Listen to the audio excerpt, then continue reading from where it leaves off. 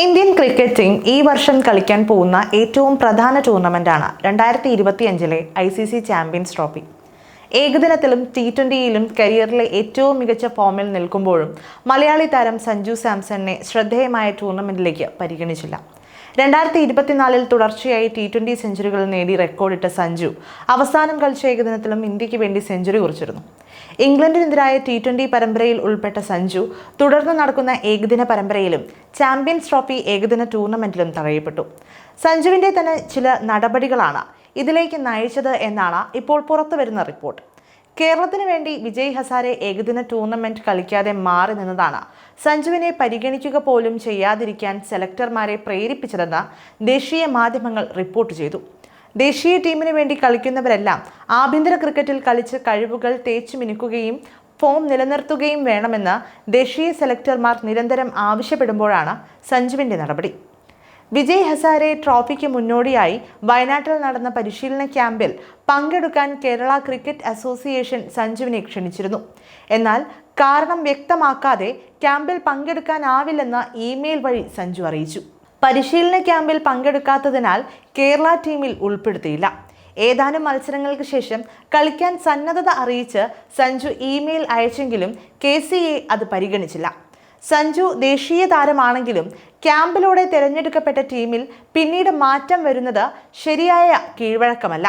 രഞ്ജി ട്രോഫിയിൽ കേരള ടീമിന്റെ ക്യാപ്റ്റനായിരുന്നു സഞ്ജു. ചാമ്പ്യൻസ് ട്രോഫിക്ക് മുൻപുള്ള ഏകദിന മത്സരങ്ങളിൽ കസറിയാൽ സഞ്ജുവിന് ഒരുപക്ഷേ ബാക്കപ്പ് വിക്കറ്റ് കീപ്പറായി പരിഗണിക്കപ്പെടുമായിരുന്നു.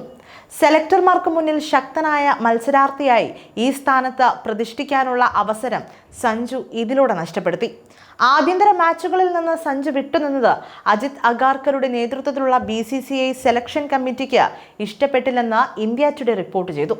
ഇതാണ് ഇംഗ്ലണ്ടിനെതിരായ ഏകദിന പരമ്പരയിലേക്കും ചാമ്പ്യൻസ് ട്രോഫിയിലേക്കും പരിഗണിക്കാതിരിക്കാൻ കാരണമായത്. ഋഷഭ് പന്ത് ഏകദിനത്തിൽ തന്റെ സീറ്റ് ഉറപ്പിച്ച താരമല്ലെന്നും ചൂണ്ടിക്കാണിക്കപ്പെടുന്നു. ചാമ്പ്യൻസ് ട്രോഫിയിൽ Sanju Samson backup wicket keeper ബാറ്റ്സ്മാനായി തിരഞ്ഞെടുക്കപ്പെടുമെന്ന് നിരവധി റിപ്പോർട്ടുകൾ വന്നിരുന്നു.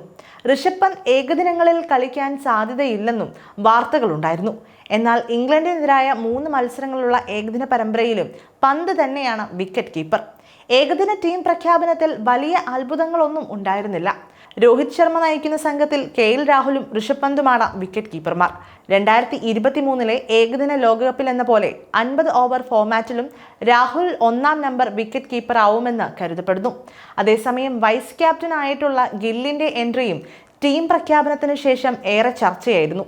ചാമ്പ്യൻസ് ട്രോഫി ക്യാപ്റ്റൻ രോഹിത് ശർമ്മയുടെ ഓപ്പണിംഗ് പങ്കാളിയും ഗില്ലായിരിക്കും.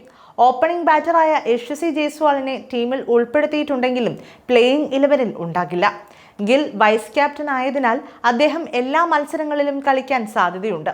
ഗില്ലിന് പരിക്കേൽക്കുകയോ തുടർച്ചയായി ഫോം ഔട്ട് ആവുകയോ ചെയ്താൽ മാത്രമായിരിക്കും ജയ്സ്വാളിനെ പരിഗണിക്കുക.